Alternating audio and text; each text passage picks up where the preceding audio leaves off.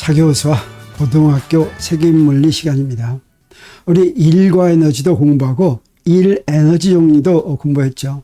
일 에너지 정리 그 다음 단계가 역학적 에너지 보존 법칙입니다.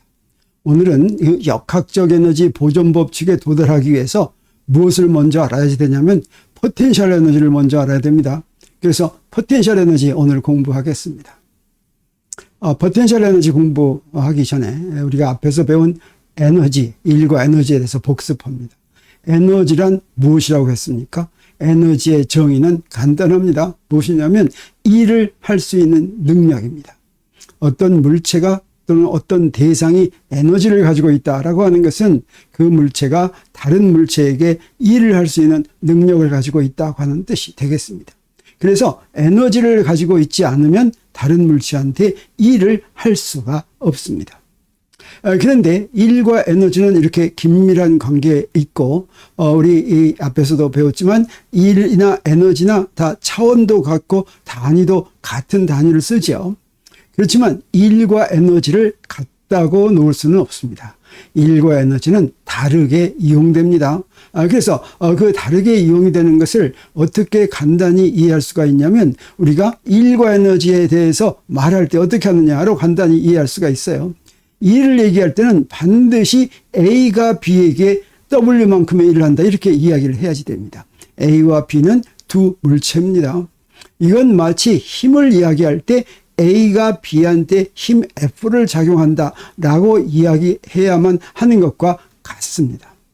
그런데 에너지는 어떠냐면 에너지는 A와 B 두 개의 물체가 필요한 것이 아니라 에너지는 A의 에너지가 E다 이렇게 얘기합니다. 그래서 에너지는 그 물체가 가지고 있는 것이고 일은 한 물체가 다른 물체한테 일을 하는 것입니다. 그러면 이것과 에너지와는 어떤 관계에 있느냐.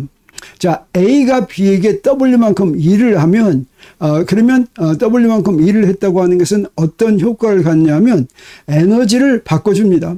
내가 에너지를 갖고 있어서 일을 했는데 일을 하면 그 일 한 만큼 내 에너지는 내려갑니다. 그리고 일을 받으면 에너지는 올라가는데 일은 우리가 앞에서 배운 것처럼 플러스 양도 될 수 있고 마이너스 양도 될 수 있습니다. 일을 한다고 하는 것은 힘을 작용하면서 이동하는 것이었죠. 그래서 어떻게 주어졌냐면 힘도 벡터이고 이동하는 변이도 벡터인데 일은 스칼라여서 힘과 변이를 곱해서 스칼라를 만들려면 스칼라 곱을 해야 된다 그랬죠. 그럼 어떻습니까? 힘 곱하기 변이 스칼라 곱하면 힘의 크기 곱하기 변이의 크기 곱하기 코사인 세타 둘 사이의 사이각의 코사인이 되죠. 그래서 그 코사인이 0도에서 90도 사이면 플러스가 되고 코사인이 90도에서 180도 사이면 마이너스가 되죠. 그래서 일도 마이너스 부호를 가질 수가 있는데 마이너스 부호를 갖는다고 하는 것은 일을 했다는 것이 일을 반대 방향으로 갑니다. 그래서 이렇게 일이 만약에 0보다 크다면 A의 에너지가 W만큼 감소하고 B의 에너지는 W만큼 증가하는데 만약에 일이 0보다 작다면 어떠냐? 반대가 됩니다. 그래서 0보다 작은 일을 하면 내 에너지가 오히려 올라갑니다. 그리고 0보다 작은 일을 받으면 에너지가 내려가는 것이죠. 그때 얼마만큼 내려가냐면 그 일의 절대값만큼 내 에너지는 일의 절대값만큼 증가하고 받은 B의 에너지는 그 일의 그 부호를 뗀 절대값만큼 감소한다 이렇게 얘기할 수가 있습니다. 그런데 에너지는 에너지라고 얘기하지만 어떤 에너지인지를 알기 위해서는 반드시 앞에다 수식어를 붙여야 된다고 그랬습니다. 그걸 뭐라고 부르냐면 에너지의 형태라고 부릅니다. 그래서 에너지는 일을 할 수 있는 능력이라고 그랬죠. 무엇 때문에 일을 할 수 있는 능력을 가졌느냐에 따라서 앞에 수식어가 붙습니다. 그래서 운동 에너지, 전기 에너지, 질량 에너지, 열 에너지, 포텐셜 에너지, 핵 에너지, 빛 에너지, 화학 에너지 여러 가지가 있죠. 이처럼 에너지는 여러 가지 형태로 존재하는데 우리가 앞에서 어땠습니까? A가 B한테 일을 하면 B의 에너지가 증가한다고 그랬죠. 그런데 그냥 에너지가 증가한다라고 하면 별 의미가 없습니다. 에너지는 형태를 주어줘야지, 무엇 때문에 일을 할 수 있는 능력인지를 알려줘야지 그 에너지가 무엇인지 제대로 표현이 되는 것입니다. 그래서 우리 이 일을 하면 에너지가 증가한다고 할 때 우리 뭘 하냐면, 일을 받은 물체의 에너지가 증가할 때 어떤 형태의 에너지가 증가할지는 경우마다 다르다. 어떻게 해서 일을 했는지에 따라서 경우마다 다르다라고 하는 것이고, 우리가 앞에서 확실한 거 하나 알았습니다. 항상 운동 에너지가 증가하는 경우 딱 있었죠. 그게 바로 무엇이었냐면 합력이 한 일이었습니다. 합력이 한 일이란 물체가 받은 힘을 다 합한 거죠. 그래서 물체가 이동을 하면, 그러면 물체가 지금 여러 가지 힘을 받고 있는데 이동하면 여러 가지 힘이 전부 다 이 물체한테 일을 한 게 됩니다. 그래서 합력이 한 일은 각 힘이 한 일을 다 더한 것과 같습니다. 그래서 합력이 한 일은 각 힘이 한 일의 합인데, 그것이 반드시 어떤 형태의 에너지가 돼야 되냐면 운동 에너지 형태가 돼야 된다. 이게 바로 일 에너지 정리였죠. 이 일 에너지 정리는 어디서부터 왔습니까? 뉴턴의 운동방 정식, 운동 법칙에서부터 왔죠. 이것을 갖다가 한번 적본을 했다고 그랬습니다. 양변에다가 dr을 곱해가지고 적본을 했더니 어떻습니까? 좌변은 이 합력 F가, 뉴턴의 운동방 정식의 좌변 F는 바로 합력이죠. R자임. 그래서 좌변은 R자임이 한 일이 되고, 우변은 MV를 DV로 적본을 했는데, 이게 바로 뭐가 됩니까? 운동 에너지의 변화량이 되죠. 그래서 이렇게 운동 에너지의 변화량이, 그러니까 R자임이 한 일은 운동 에너지 변화량과 같다라고 하는 것이 바로 일 에너지 정리였고, 이건 뉴턴의 운동방 정식을 한번 적본해서 얻은 거기 때문에 일 에너지 정리는 뉴턴의 운동 법칙과 똑같은 내용이다. 다시 말하면 일 에너지 정리도 운동 법칙이라고 얘기할 수가 있고, 운동 법칙은 뭐라고 했습니까? 힘을 받고 움직이는 물체가 그 물체의 위치가 시간의 함수로 어떻게 되는가를 구하는 게 목표라고 그랬죠. 그래서 F는 MA를 풀어서 그걸 구할 수도 있고, 일 에너지 정의를 풀어서 그걸 구할 수도 있고, 그래서 구하는 것도 똑같고, 그래서 이 두 개가 아주 똑같은 식이다라고 하는 것입니다. 근데 일 에너지 정리의 경우에는 물체에 변하는 힘이 작용하는 경우에 편리하게 이용이 됐죠. F는 MA는 어땠습니까? 일정한 힘이 작용되는 경우에는 편하게 적용됐죠. 왜냐하면 일정한 힘이면 F는 MA에서 가속도도 일정하기 때문에 등가속도 운동이 됐었죠. 그래서 운동 법칙이 쉽게 풀렸는데, 근데 이제 힘이 변하면, 움직이면서 물체가 움직이고 있는데 힘이 변하면, 그러면 물체가 움직이는데 힘이 변하는 경우가 많아요. 그렇죠. 대부분의 경우에는 힘이 변하죠. 우리 지상에서 움직이는 물체는 근사적으로 이제 그 힘이 안 변해서 공중에서 포물선을 그리면서 하는 것이 이게 사실은 근사적인 운동이었습니다. 그런데 일반적으로 이제 물체가 움직이면 그러면 힘이 변하는데, 그런 일반적인 경우에 그 물체에 변하는 힘이 작용하는 경우에도 일 에너지 정리는 편리하게 이용할 수가 있다. 일 에너지 정리를 적용할 것 같으면 물체의 위치가 시간에 대해서 어떻게 움직이는지를 편하게 구할 수 있다라고 하는 것이죠.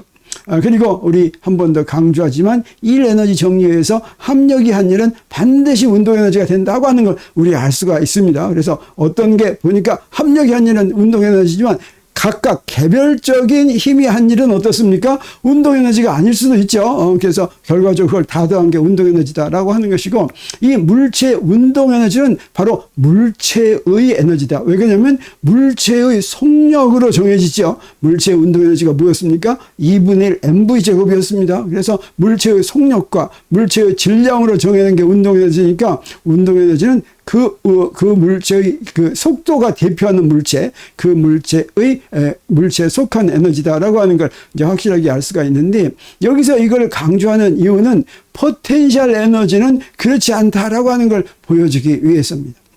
우리 어떤 물체가 있으면 공중에서 떨어지면 이 물체가 밑으로 떨어지면서 이 물체의 운동 에너지는 증가하고 이 물체의 위치 에너지는 감소한다. 뭐 이렇게 얘기하는 경우도 있는데, 그렇게 얘기해도 이제 상관은 없습니다. 그런데 엄밀하게 얘기하면 위치 에너지는, 위치 에너지가 바로 포텐셜 에너지인데, 포텐셜 에너지는 물체가 가지고 있는 에너지가 아니다 라고 하는 것을 지금 여러분에게 설명을 하려고 합니다. 그래서 포텐셜 에너지는 어떤 경우에 이제 정의가 되냐면, 또는 어떤 경우에 그 포텐셜 에너지가 생기게 되냐면, 우리 앞에서 뭐 하나 봤습니까? 일 에너지 정의에 의해서, 알짜임이 한 일은, 합력이 한 일은 반드시 운동 에너지가 됐었죠. 근데 이제 어떤 경우가 되냐면, 이미 다른 힘을 받고 있는 물체의 한 일, 다시 말하면 다른 힘 하나 받고 있는데, 물체에 또 하려면 내가 또 다른 힘을 작용하는 겁니다. 그래서 그 다른 힘과 내가 작용한 힘의 알짜 힘이 아니라 내가 작용한 힘, 이미 다른 힘을 받고 있는 물체에 내가 작용하는 그 힘이 물체한 일 할 때는 내가 작용한 힘은 알짜 힘이 아니겠죠. 자, 이것 중에서 포텐셜 에너지가 되는 경우가 있습니다. 포텐셜 에너지로 증가할 수도 있다. 그래서 어떠냐면, 근데 이 포텐셜 에너지도 한 가지만 있는 것이 아니라 또 앞에 이제 수식어가 붙습니다. 포텐셜 에너지는 각각의 힘과 연관이 있습니다. 그래서 중력 포텐셜 에너지, 그 다음에 뭐 탄성력 포텐셜 에너지, 전기력 포텐셜 에너지, 핵력 포텐셜 에너지, 이렇게 얘기합니다. 힘마다 포텐셜 에너지가 정의가 되는 것입니다. 우리가 흔히 말하는 물체가 위에서 밑으로 떨어지면 그러면 포텐셜 에너지가 감소한다 이렇게 얘기하는 것은, 위치 에너지가 감소한다 이렇게 얘기하는 건 이놈이 어떤 힘을 받고 밑으로 떨어집니까? 중력을 받고 밑으로 떨어지죠. 그래서 이것은 중력 포텐셜 에너지 얘기하는 겁니다. 그래서 이 중력을 받고 움직이는 물체에 내가 또 다른 힘을 작용했습니다. 그러면 포텐셜 에너지가 이제 증가할 수가 있습니다. 그리고 만유인력을 받고 있는 물체에 또 내가 다른 힘을 작용합니다. 작용하면서 이동시키면 그러면 만유인력 포텐셜 에너지가 증가할 수가 있습니다. 탄성력을 받고 있는 물체에 또 내가 다른 힘을 작용하면 그러면 내가 한 일은 탄성력 포텐셜 에너지의 증가로 가져올 수가 있습니다. 전기력을 받고 있는 물체에 내가 또 힘을 가해가지고 일을 합니다. 그러면 내가 한 일은 전기력 포텐셜 에너지로 증가할 수도 있습니다. 내가 이렇게 힘을 하나씩 말하면서 이렇게 설명하는 이유는 뭐겠습니까? 그렇지 않은 경우도 있으니까 그러겠죠. 대표적인 경우가 바로 뭐냐면 마찰력입니다. 마찰력을 받고 있는 물체가 한 일은 마찰력 포텐셜 에너지가 증가한다 이런 말 하지 않습니다. 자, 중력을 받는 물체에 내가 중력을 지금 아래로 작용하고 있죠. 이걸 내가 위로 올립니다. 위로 올렸다가 손을 놓으면 어떻습니까? 요 밑으로 다시 떨어지죠. 만유력을 받고 있어도 마찬가지입니다. 만유력이 거슬려서 올렸다가 손 놓으면 다시 떨어지죠. 탄성력이나 전기력이나 마찬가지인데 마찰력의 경우에는 어떻습니까? 마찰력은 우리 바닥에 마찰이 있는 바닥에 뭐 상자를 놓고서 상자를 내가 밀면 상자에 이제 마찰력이 작용하죠. 마찰력 작용하는 물체를 내가 밀었습니다. 밀다가 놓으면 이게 다시 원래 자리로 갑니까? 안 가죠. 마찰력은 여기 있는 다른 힘들과 다른 성질을 가지고 있습니다. 그래서 마찰력에 대해서는 마찰력 포텐셜 에너지라는 말이 없습니다. 그런데 이 각각의 힘에 대해서는 그 각각의 힘에 대한 포텐셜 에너지가 있고 그 포텐셜 에너지를 위치의 함수로 표현할 수가 있는데 그 위치의 함수로 표현할 수 있는 것으로부터 이 힘을 어떻게 정하는지를 정할 수가 있습니다. 중력 포텐셜 에너지 모양을 보고서 중력은 mg였죠. 그걸 구할 수가 있고 만유인력 포텐셜 에너지의 모양을 보고서 만유인력은 거리의 제곱의 반비라는 힘이었죠. 그걸 구할 수가 있고 탄성력 포텐셜 에너지의 모양을 보고서 탄성력은 마이너스 kx였죠. 그걸 구할 수가 있고 전기력 포텐셜 에너지의 모양을 볼 것 같으면 전기력은 쿨롱 법칙이었죠. 여기서부터 쿨롱 법칙을 구할 수 있습니다. 중력을 정하는 법칙, 만유인력을 정하는 법칙, 탄성력을 정하는 법칙, 전기력을 정하는 법칙을 힘의 법칙이라고 하는데 포텐셜 에너지의 모양을 알 것 같으면 이런 힘의 법칙을 구할 수가 있다. 이렇게 힘의 법칙을 구할 수 있는 포텐셜 에너지 이런 것으로 대표되는 힘을 뭐라고 부르냐면 보존력이라고 부릅니다. 그런데 마찰력은 그렇게 할 수가 없기 때문에 마찰력은 비보존력에 해당하는 것이죠. 그래서 보존력과 비보존력을 조금 더 자세히 설명하면 이렇게 됩니다. 보존력의 경우는 어떻습니까? 아까 포텐셜 에너지로 대표된다고 그랬죠. 이 말은 뭐냐면 어떤 힘이 있으면 전기력이 있다. 그러면 전기력 포텐셜 에너지를 구할 수 있으면 그러면 그건 보존력이다라고 하는 것이죠. 마찰력이 있다. 근데 마찰력 포텐셜 에너지라는 게 없죠. 그러면 그건 보존력이 아니라고 하는 것이죠. 근데 우리가 알고 있는 대부분의 힘이 보존력입니다. 사실은 마찰력을 제외한 모든 힘이 보존력이다. 이렇게 얘기해도 좋고, 그 다음에 우리 어떻습니까? 우리 직선 위를 물체가 움직이면 그 직선을 따라서 작용한 그 직선 방향으로 작용한 힘 곱하기 이동한 거리가 그게 이제 그 힘이 한 1이었는데 만약에 곡선에서 이렇게 움직인다면 그러면 한 1을 계산하는 게 막 그 어떤 곡선이냐에 따라서 달라지겠죠. 근데 보존력의 경우에는 어떤 특징이 있냐면 이런 경로가 어떻게 생겼는지 관계가 없고 오로지 시작점이 어디인지 끝점이 어디에 있는지에 의해서 보존력이 한 일이 결정이 됩니다. 그래서 보존력은 그런 특징을 가지고 있는데 비보존력은 어떠냐? 비보존력은 포텐셜 에너지로 대표되지 못하는 힘일 뿐 아니라 마찰력이 대표적인 예고 이건 어떠냐? 이 힘이 한 일을 계산하면 그 경로를 어떤 경로를 따라서 이동했는지에 따라서 포텐셜 에너지 한 일이 달라집니다. 그래서 마찰력을 작용할 때는 직선으로 간 경우에 마찰력하고 이렇게 비스듬히 간 경우에 마찰력이 한 일이 직선으로 간 경우에 한 일보다 더 크다 이렇게 얘기할 수가 있습니다.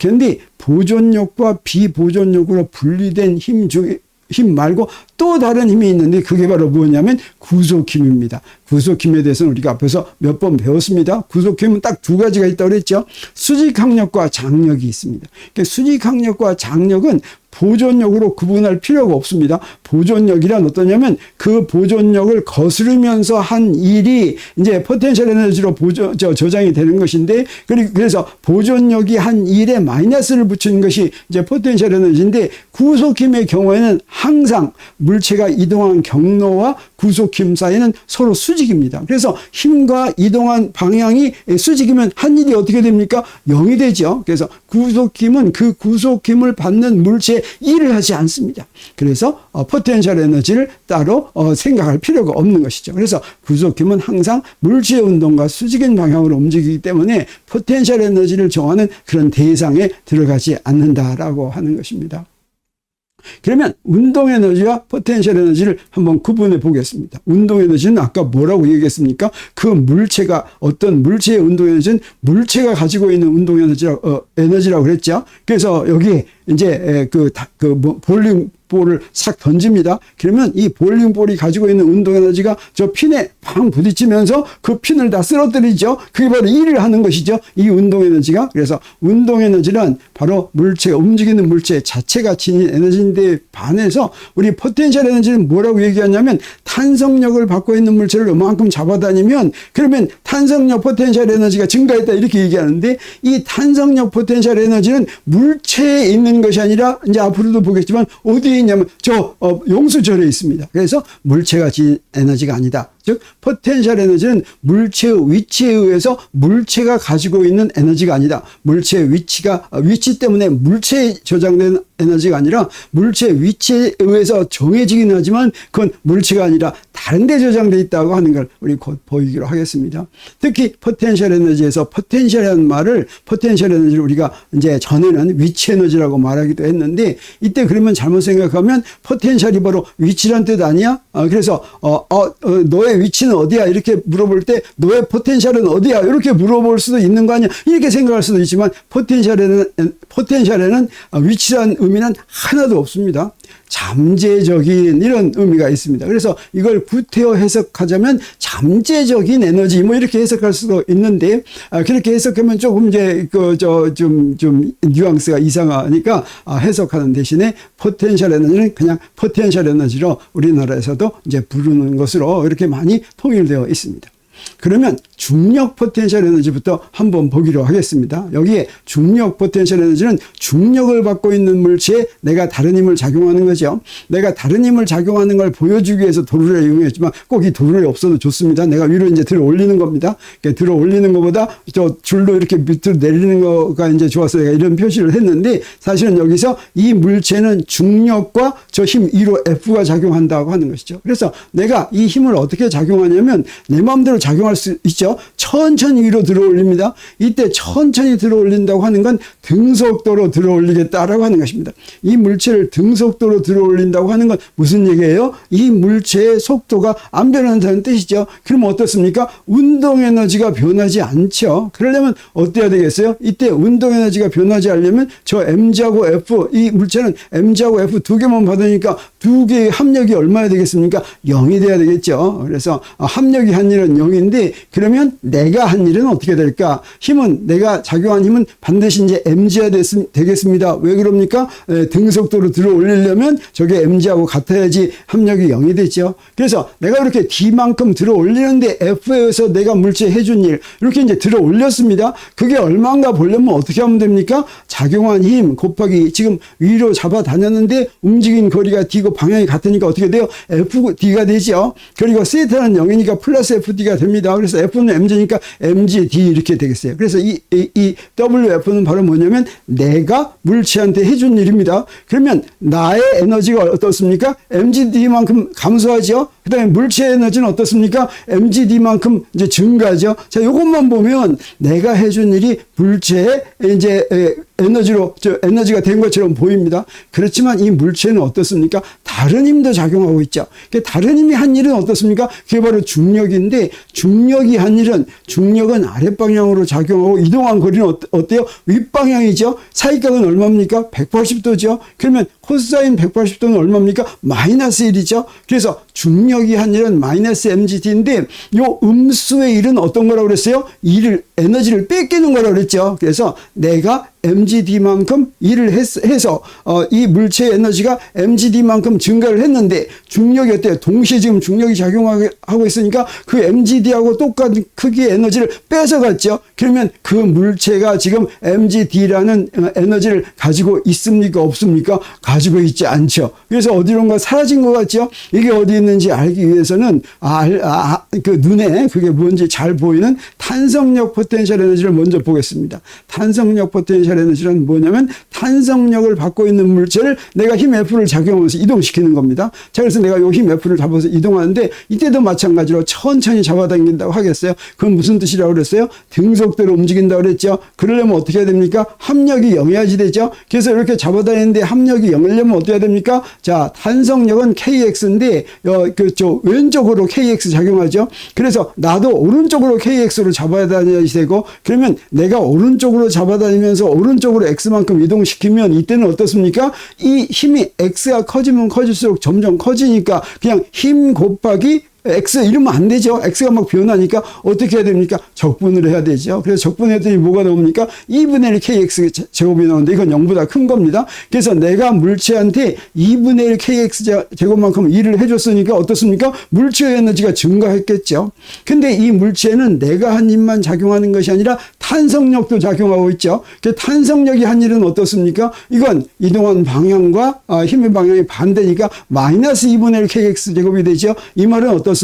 탄성력이 내가 해준 일에 의해서 물체의 에너지가 증가한 걸 다시 뺏어갔다는 뜻이죠. 어디로 갔겠습니까? 저기로 뺏어가니까 어떻게 됩니까? 저기 스프링으로 들어갔죠. 그래서 힘 F에서 내가 물체 해준 일은 어디 갔는지 보면 어디에 가 있냐면 용수철에 가 있다라고 하는 걸 우리가 알 수가 있습니다. 그래서 용수철에 저장된다라고 할 수가 있겠고 어떻습니까? 이때 포텐셜 에너지는 어떻게 구하냐면 내가 해준 일이 요 포텐셜 에너지로 저장된 거 알 수 있죠. 용수철의 포텐셜 에너지로 저장이 됐는데 사실은 여기서 우리가 이용하고 싶은 건 탄성력입니다. 탄성력을 이용해서 포텐셜 에너지를 구하고 싶으면 아까 어떻게 됐어요? 탄성력이 한 일의 음수였죠. 그래서 탄성력이 한 일은 저 포텐셜 에너지 2분의 1 kx 제곱은 탄성력이 한 일의 음수와 같다. 탄성력이 바로 무엇입니까? 보존력이죠. 보존력의 한 일의 음수와 같다고 하는 것이 이게 바로 포텐셜 에너지로 저장이 됐다. 그래서 내가 물체를 잡아당긴 힘 F를 더 이상 작용하지 않으면 어떻게 돼요? 자, 그건 뭐냐면 내가 손을 놓는 거예요. 그럼 이놈 어떻게 됩니까? 요게 다시 안으로 들어가죠. 그러면서 탄성력 포텐셜 에너지는 줄어들고 이 탄성력 포텐셜 에너지는 어디에 있는 겁니까? 용수철에 있는 거죠. 용수철에 있는 탄성력 포텐셜 에너지는 줄어들고 대신에 뭐가 늘어납니까? 대신에 물체의 운동 에너지가 늘어났죠. 왜 그렇습니까? 내가 손을 놓으면 그러면 이 물체에 작용하는 알짜 힘이 탄성력이니까 탄성력이 한 일은 어때요? 물체의 운동 에너지가 된 것이죠. 자, 그래서 포텐셜 에너지는 바로 이런 성질을 가지고 있는데 이걸 중력에도 적용하면 어떻게 되겠습니까? 그건 어떻게 되냐면 내가 중력을 작용하면서 한 일은 어디에 저장이 되냐면 중력이 가져갔는데 중력이 가져갔다라고 하는 건 마치 뭐와 같습니까? 여기 이렇게 지구가 있는데 지구와 물체 사이에 스프링이 있어가지고 요걸 갖다가 잡아냈는데 요 스프링에 있다. 저장이 됐다. 다시 말하면 이 물체와 지구 사이에 공간에 저장이 됐다라고 얘기할 수가 있겠죠. 실제로 거기에 저장이 돼 있습니다. 그래서 이 포텐셜 플러스 mgd는 지구가 물체를 잡아다닌 중력이 한 일은 마이너스 mgd였죠. 이것의 음수가 바로 중력 포텐셜 에너지였습니다. 그래서 또 이 경우도 어떻습니까? 내가 손을 놓으면 어떻게 돼요? 밑으로 떨어지면서 어떻습니까? 중력 포텐셜 에너지가 다시 물체의 운동 에너지로 바뀐다라고 하는 걸 우리가 알 수가 있겠습니다. 자, 이런 예들을 통해서 우리 뭘 알 수 있냐면 포텐셜 에너지를 정의할 수가 있습니다. 일반적인 식으로 정의를 하겠습니다. 그럼 이렇게 정의합니다. 이게 바로 뭐냐면 보존력입니다. 여기다가 중력을 집어넣으면 중력 포텐셜 에너지가 되고 여기다가 탄성력을 집어넣으면 탄성력 포텐셜 에너지가 되고 여기다가 만유인력을 집어넣으면 만유인력 포텐셜 에너지가 됩니다. 여기에 마이너스를 붙은 건 어때요? 아까 우리가 봤죠? 이 보존력에 거스르면서 내가 해준 일, 이 내가 해준 일이 플러스였는데 내가 해준 일이 포텐셜 에너지로 저장이 되는데 그건 어떻습니까? 탄성력이 한 일에다가 마이너스를 붙여야 됐죠. 그래서 여기다가 탄성력 집어넣고 여기다 마이너스를 하면 탄성력 포텐셜 에너지를 구할 수가 있습니다. 여기다 내가 작용해 준 힘을 집어넣으면 아무 의미가 없죠. 나는 내 마음대로 한 거죠. 자, 그래서 탄성력에 대한 탄성력 포텐셜 에너지를 구하려면 여기다 탄성력을 집어넣고 앞에다 마이너스를 해주는데 이때 여기 하나 있습니다. 이걸 뭐라고 부르냐면 포텐셜 에너지 기준점이다 이렇게 부릅니다. 이 포텐셜 에너지의 기준점을 우리가 다음 시간에 더 자세하게 얘기할 텐데 무엇을 포텐셜 에너지의 기준점이라고 하냐면 포텐셜 에너지가 0이란 점이라고 정한 위치입니다. 진짜 그런지 보겠어요. 여기다가 RS를 대입합니다.